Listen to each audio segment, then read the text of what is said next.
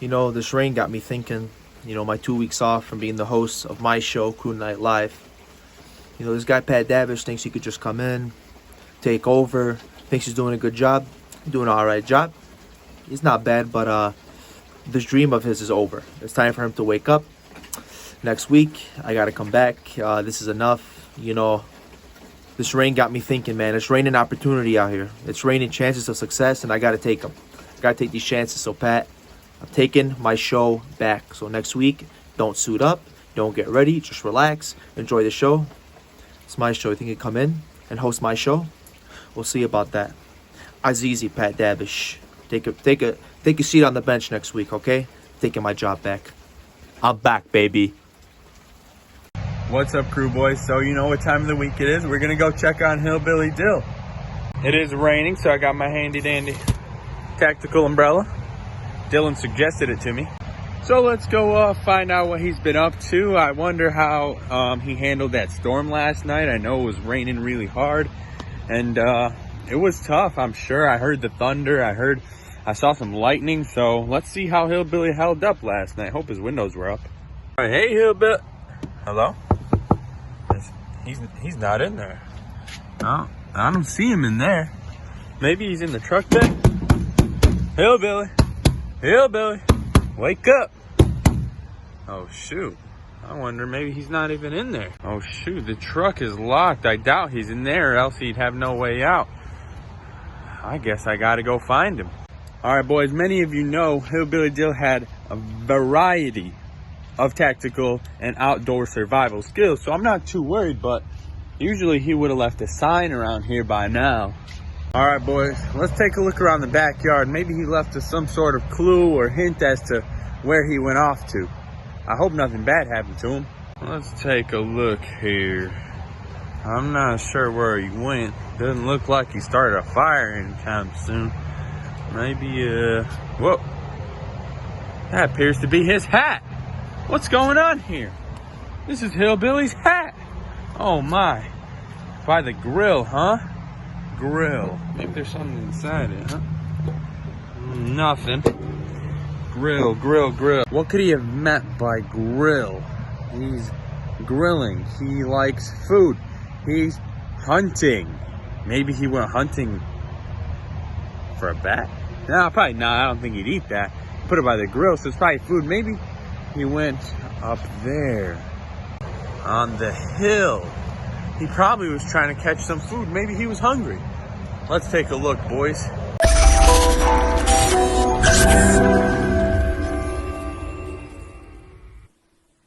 Michigan International Speedway. What'd you think of the race today? We had a good car all day. I thought we had about a fourth place car. And the crew chief up there made a good call there. Take 2 tires there at the end. I think we got. Batman, I'm coming for you. Like, hello, Jeremy. Hello, Jeremy. Hello. Hey, I saw you to the. I said.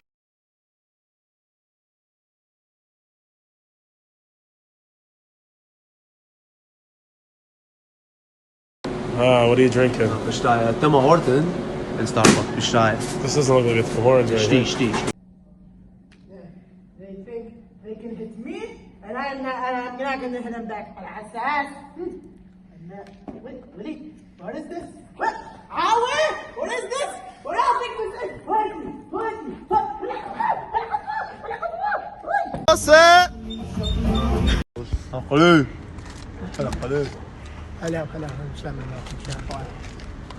Show that Impala.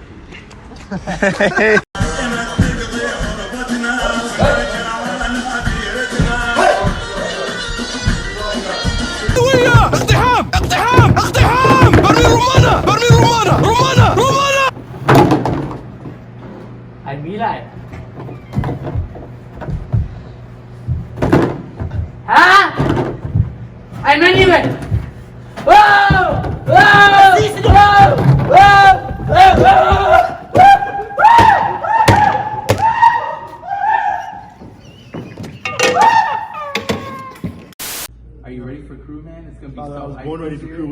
mean? Man, there's What do you gonna be so mean? many pranks we're gonna be getting. Oh Everybody, my gosh, bro. This guy nobody Brandon, has bro. any Noob chair. idea, Noob man. chair. He's Yeah, a noob chair. Brandon- I'm about to destroy Brandon's this gonna guy, be so bro. lit. Hey, Noob man, chair. watch this. Oh! I got me first. Told you there, sneaking up on me like that. The only thing that flashes faster than this light is these fists. One fatal swoop, I would have had you on the ground.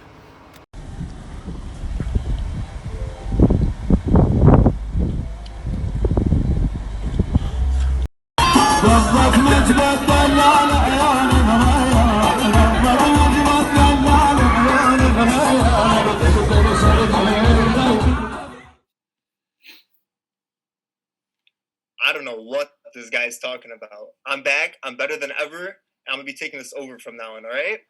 We got Sean Chirac. We got Joe Merrim. This guy Omar's not here, of course, because I took over his contract.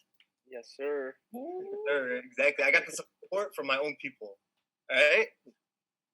Today's topic we got for you guys, friends. So what we're going to be talking about, like who you surround yourself with and how they can impact you in a good or bad way. There's a saying that goes, show me your 5 friends and I'll show you where you'll be in the next 5 years. So that's a really great quote. And we got 2 experts giving you guys this talk. So we're going to I have 5 friends. Huh? I have 5 friends, so it's good. Oh, good for you, Joe. All right, so we're gonna dive into it, and first question. We're gonna give a testimony right now. So if Sean Chirac would like to take that away. Yeah, of course, man. Thanks for the great introduction, Pat.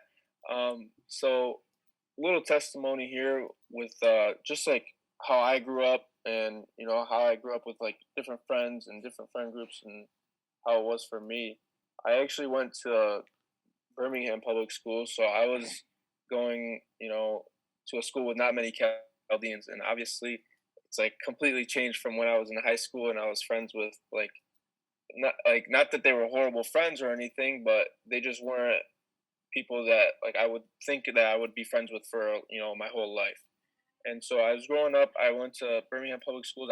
Went to Groves for high school, and it was a lot of like Jewish kids, a lot of kids that didn't have the same end goal that I had. And I might have not even known it at the time because I was at school every day with them. They were my friends. And so obviously all of our end goals, it should be to make it to heaven. That's our end goal, like at the end of the day. So, these kids, they were distracted with other things like partying and, doing all that other stuff.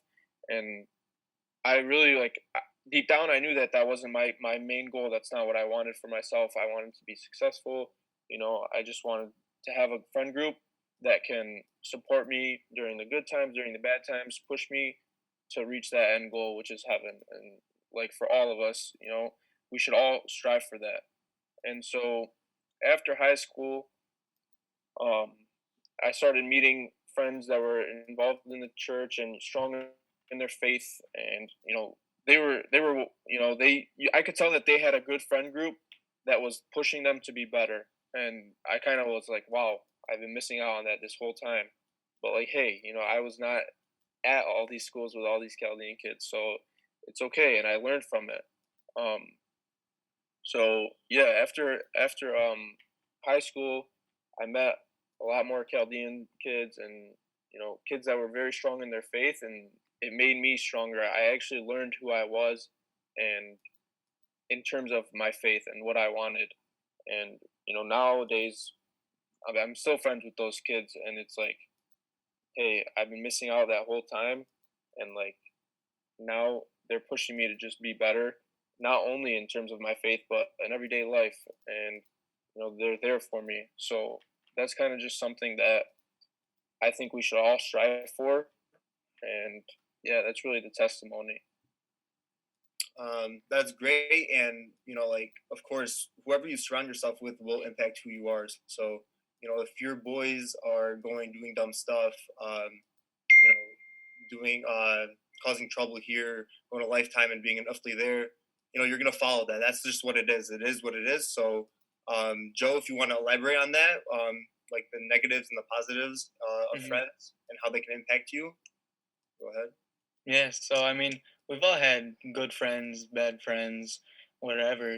We just gotta know like who's good for us and who's bad for us.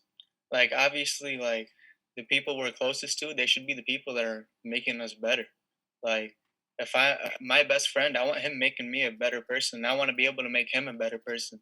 Because if I'm your best friend, like my goal is to be able to get you to heaven with me.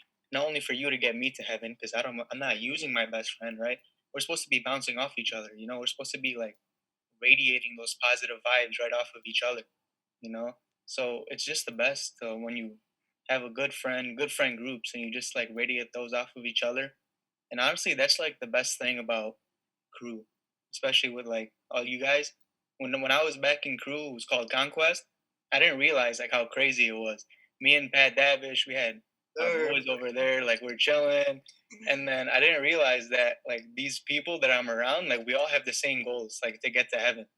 You know what I mean? Like I didn't realize that until we were older, and I want you guys to realize that now. Is that you guys are surrounded by people now that want the same thing as you. You guys all want to make it to heaven. Like none of those people at crew want to bring you guys down. Like that's actually your family. You guys all want to go up. You guys love each other and everything. So that's great. But at the same time, there's always those people that like they don't share the same stuff as you, and that's not a bad thing. That's just people that honestly you don't need to associate yourself with. You don't hate them or anything. You just don't have to like be with them 100%. You know. So even me in high school, like I had friends that weren't as close with God and stuff like that. You know, people always wanted to party and do all this stuff, and like, okay, that's like you guys. You guys do you, but I want to be a better person. I want to be able to make it to heaven, and if you're gonna be doing what you're doing, that's not gonna be able to make you to heaven. Just like what Pat said, if you like in the beginning, when your 5 friends now are gonna tell me about you in the future, like if your 5 friends are doing bad things and stuff like that, there's no way that you're gonna be influenced in a good way.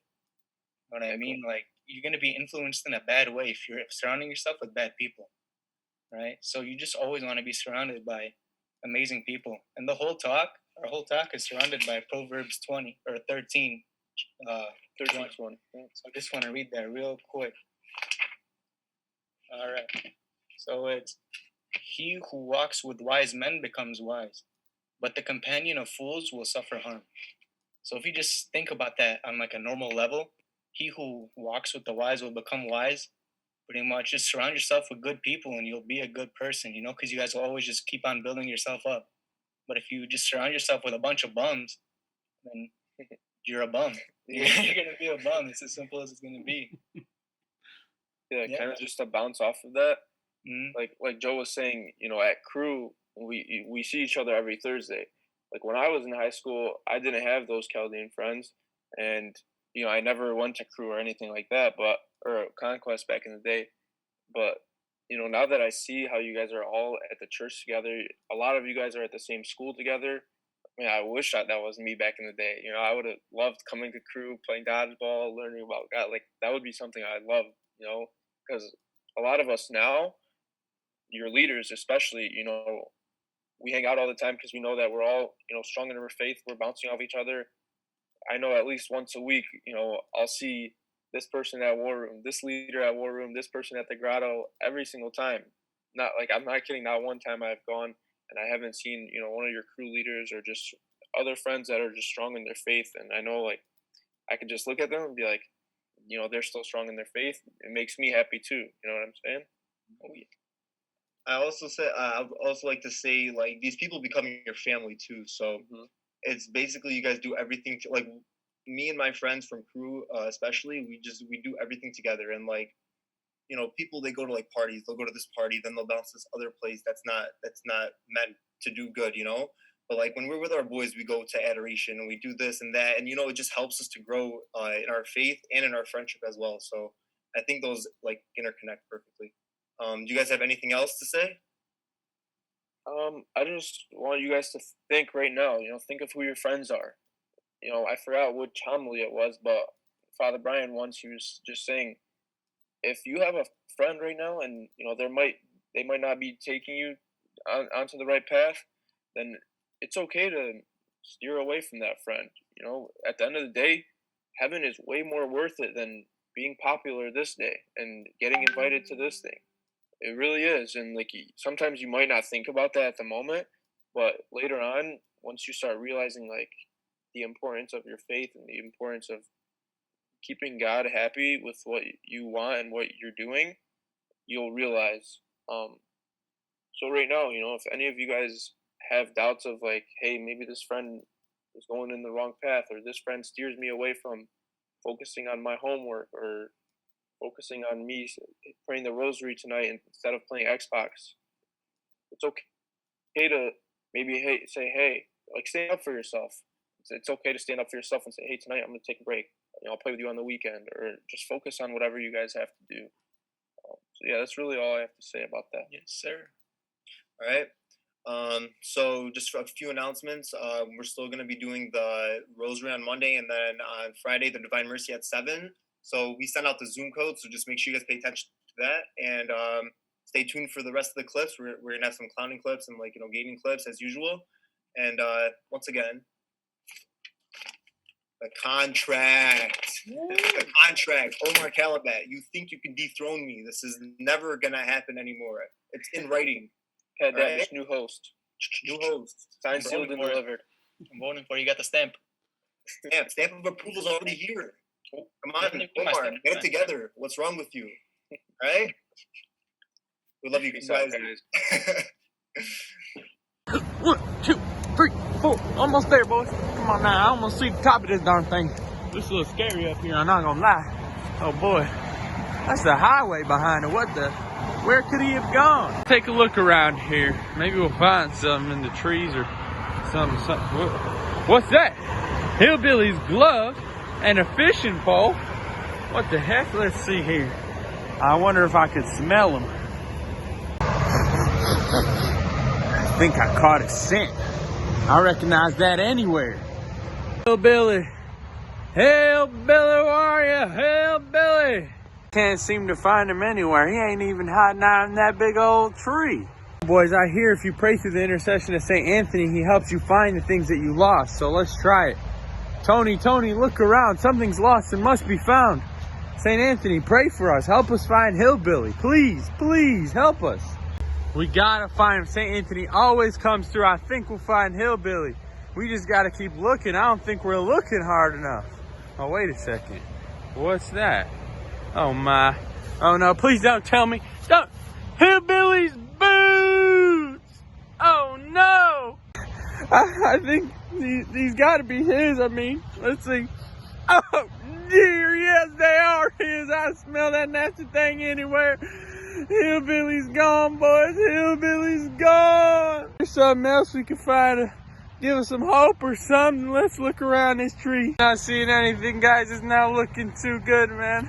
It's not looking too good at all. Yay! What? Oh, that was Hillbilly. That was his signature calling. It's got to be him. He's got to be here somewhere. We got to keep looking. We'll find him, boys. We'll find him. I promise. Even if it takes all week. Looking and looking, boys. Still no sign of him. But I promise you I'll do everything I can to find him this week. So please stay tuned. We are gonna find Hillbilly Dill. Shawn and Boy signing out. See you next week.